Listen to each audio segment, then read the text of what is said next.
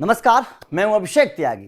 भारत ने वेस्टइंडीज को पहला टेस्ट मैच हरा दिया। हराया नहीं है भाई साहब, पेल दिया है भारत ने वेस्टइंडीज को। जिस तरीके से टीम इंडिया ने वेस्टइंडीज को हराया, बुरी तरीके से, मतलब हालत खराब कर दी वेस्टइंडीज की। और देखिए, टीम इंडिया जिस तरीके की है, जिस तरीके से अपने घर में खेल रही है, वेस्टइंडीज की टीम उतनी दमदार भी नहीं है। जिस तरीके की बल्लेबाजी रही, गेंदबाजी जिस तरीके की टीम इंडिया की रही।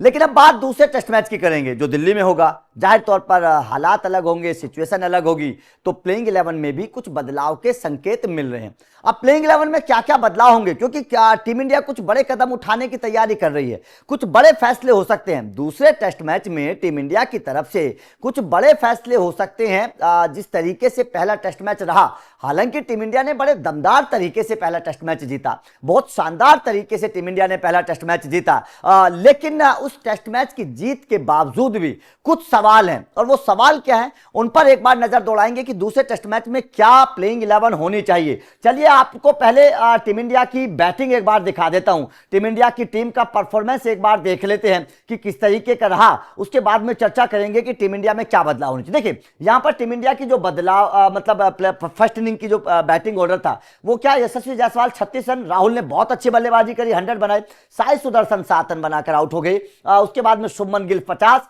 ध्रुव जुरैल ने 125, रविंद्र जडेजा 104, वॉशिंगटन सुंदर नॉट आउट रहे, नीतीश कुमार रेड्डी, कुलदीप यादव, बुमराह, सिराज, इनकी बल्लेबाजी जो थी वो नहीं आई। कुल मिलाकर बात यह है कि टीम इंडिया ने शानदार परफॉर्मेंस करके ये टेस्ट मैच जो था वो जीत लिया था। एक पारी और 140 रनों से टीम इंडिया ने टेस्ट मैच जीत लिया। लेकिन कुछ सवाल खड़े हो रहे हैं। सवाल क्या खड़े हो रहे हैं? सवाल ये खड़े हो रहे हैं कि भाई साहब, कुछ बदलाव जो हैं वो टीम इंडिया में होने बेहद जरूरी नजर आ रहे हैं। अब क्या बदलाव होने जरूरी नजर आ रहे हैं और क्या टीम इंडिया को करना चाहिए? देखिए, प्लेइंग 11 जो थी टीम इंडिया की, वो प्लेइंग 11 क्या थी? यशस्वी जायसवाल, केएल राहुल, साई सुदर्शन, शुभमन गिल कैप्टन है, ध्रुव जुरैल विकेट कीपर हैं, रविंद्र जडेजा, वॉशिंगटन सुंदर, नीतीश कुमार रेड्डी, कुलदीप यादव, जसप्रीत बुमराह, मोहम्मद सिराज। बेंच पर जगदीशन बैठे रहे थे, अक्षर पटेल, प्रसिद्ध कृष्णा, देवदत्त पडिक्कल, ये बेंच पर बैठे हुए थे। लेकिन अब जो दूसरा टेस्ट मैच होगा दिल्ली में, दिल्ली की अगर पिच को सबसे पहले मैं आप लोगों को समझाऊं, पिच के हिसाब से अगर देखें तो पिच क्या है, दिल्ली की पहले स्पिनर्स को बहुत मदद करती थी। आपको याद होगा अनिल कुंबले ने दिल्ली की ही पिच पर 10 विकेट चटकाए थे पाकिस्तान के। ये वही दिल्ली की पिच है जो एक वक्त ऐसा था कि जब स्पिनर्स को मददगार होती थी, बहुत ज्यादा मदद होती थी दिल्ली की पिच पर स्पिनर्स को। लेकिन अब इस पिच का थोड़ा सा मिजाज बदला है। अब मिजाज क्या बदला है? अब दिल्ली की पिच पर स्विंग गेंदबाजों को मदद मिलती है। अगर शुरुआत में आप गेंद को लहराना जानते हैं, गेंद को अंदर बाहर ले जाना जानते हैं, तो आप इस पिच पर बहुत अच्छा परफॉर्मेंस कर सकते हैं। दिल्ली की पिच अब उस तरीके की हो गई है, तो मतलब साफ है कि उछाल भी अब इस पिच में है, स्विंग भी इस पिच में है, स्पिनर्स को तो मदद यहां पर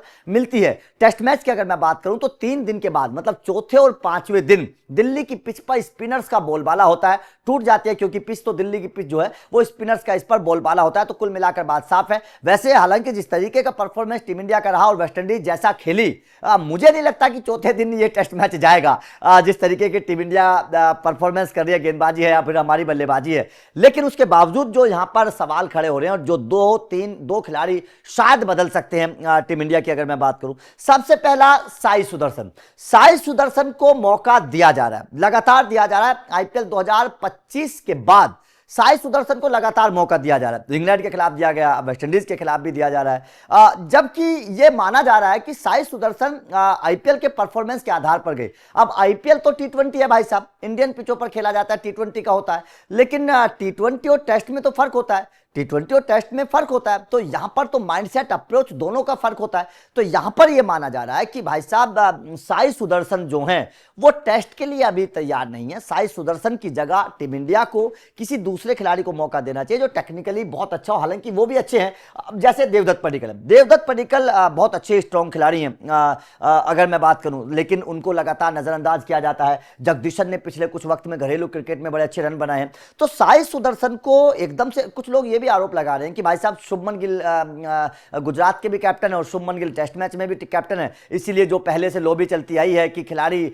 जो कप्तान होता है वो अपनी टीम के खिलाड़ियों को मौका देता है, तो इस तरीके से मौका दिया जा रहा है। ये भी आरोप लगाए जा रहे हैं कि साई सुदर्शन तो एकदम से जैसे टीम में अवतरित हुए हैं, इसकी उम्मीद किसी को नहीं थी, जबकि देवदत्त पडिक्कल जैसा खिलाड़ी बाहर बैठा है। तो सवाल तो वाजिब है, ऐसा नहीं है कि वाजिब नहीं है, सवाल वाजिब है और जायज है। और ये बात बिल्कुल ठीक है कि जगदीशन और देवदत्त पडिक्कल ये पहले से टीम में है, लेकिन भाई साहब बेंच पर ही बैठकर चले जाते हैं, पानी पिलाकर चले जाते हैं, इनको मौका नहीं मिलता है। तो यहां पर जो सवाल है वो जायज है और ये सवाल उठने भी चाहिए देवदत्त पडिक्कल को लेकर, जिस तरीके का परफॉर्मेंस देवदत्त पडिक्कल का रहा है।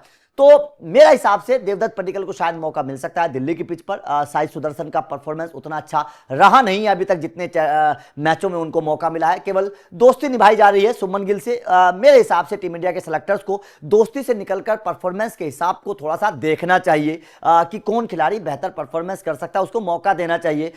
तो यहां पर देवदत्त पडिक्कल को शायद मौका मिल सकता है, ठीक है, या फिर मेरे हिसाब से मिलना चाहिए। अब बात करते हैं दूसरे खिलाड़ी की। दूसरा खिलाड़ी देखिए, मुझे ऐसा लगता है दिल्ली की पिच को देखते हुए बल्लेबाजी हमारी बहुत अच्छी है, बल्लेबाजी में कोई प्रॉब्लम नहीं है।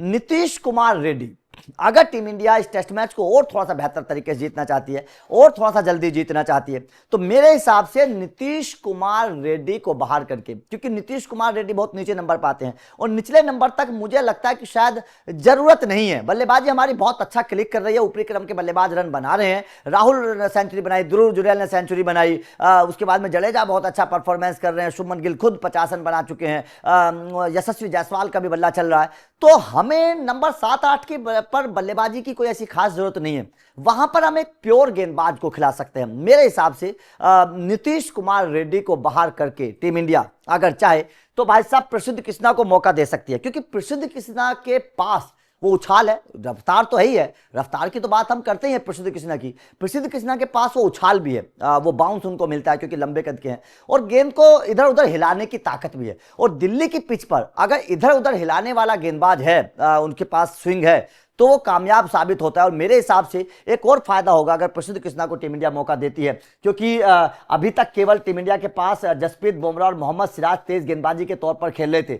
अगर प्रसिद्ध कृष्णा आते हैं तो थोड़ा सा आराम भी मिलेगा, जसप्रीत बुमराह मोहम्मद सिराज को थोड़ा सा आराम मिलेगा, तीसरा तेज गेंदबाज होगा, उसका इस्तेमाल किया जा सकता है। तो मेरे हिसाब से जसप्रीत बुमराह और मोहम्मद सिराज के ऊपर से थोड़ा सा प्रेशर कम होगा अगर तीसरा एक गेंदबाज अच्छा होता है। और प्रसिद्ध कृष्णा ने हाल के दिनों में अच्छा परफॉर्मेंस करके दिखाया है, ऐसा नहीं है, विकेट चटकाए हैं।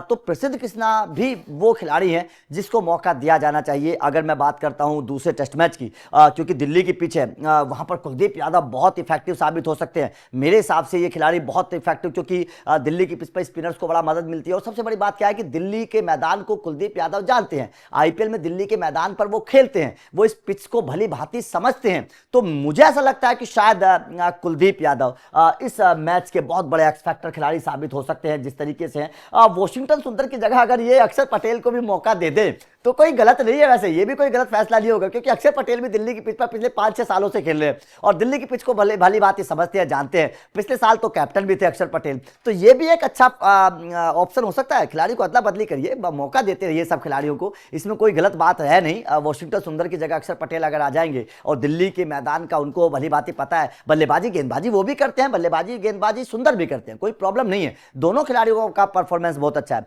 तो मुझे ऐसा लगता है कि शायद अक्षर पटेल भी बहुत अच्छे साबित हो सकते हैं अगर दिल्ली की पिच पर कुलदीप यादव अक्षर पटेल दोनों एक साथ गेंदबाजी करेंगे, क्योंकि वो आईपीएल में एक साथ गेंदबाजी करते हैं। तो मेरे हिसाब से शायद टीम इंडिया बहुत जल्दी इस मैच में जीत हासिल करने की ताकत रखती है। लेकिन प्रसिद्ध कृष्णा और देवदत्त पडिक्कल, शायद इन दोनों को अगर मौका मिलता है तो बेहतर होगा। तो ये टीम इंडिया की प्लेइंग 11 में बदलाव होने चाहिए अगर मैं दूसरे टेस्ट मैच की बात करता हूं। तो आपका इस खबर पर क्या कहना है? क्या आपके हिसाब से ये दोनों बदलाव टीम इंडिया में जायज हैं? क्या ये दोनों बदलाव होने चाहिए? कमेंट करके अपनी राय जरूर दीजिएगा। वीडियो अच्छी लगी तो लाइक को जरूर करिए, चैनल को सब्सक्राइब करके बेल आइकन को प्रेस कर देना। अपडेट लगातार मिलते रहेंगे। Thank you very much.